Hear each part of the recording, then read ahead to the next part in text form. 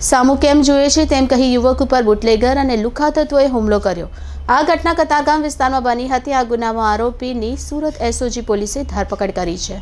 સામુ કેમ જોઈએ છે તેમ કહી યુવક ઉપર બુટલેગર અને લુખ્ખા તત્વોએ યુવક પર જીવલેણ હુમલો કર્યો હોવાની ઘટના કતારગામ વિસ્તારમાંથી સામે આવી છે, જેમાં 3 લુખ્ખા તત્વોએ યુવકને ચપ્પુના ઘા મારી ગંભીર રીતે ઘાયલ કરી દીધો હતો।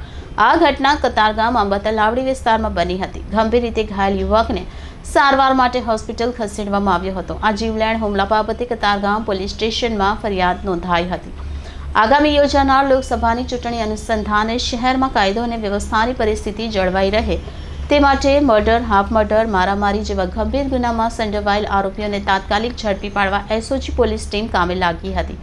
તે સમયે કતારગામ આંબાતલાવડી વિસ્તારમાં બુટલેગરે યુવક પર કરેલા હુમલામાં પોલીસથી બચવા ફરાર આરોપી પકડાઈ ગયો હતો। પોલીસે તેની પૂછપરછ કરતા આરોપી અનિકેત નાયકે ગુના કબૂલી લેતા તેની ધરપકડ કરી કબજો કતારગામ પોલીસને સોંપ્યો હતો।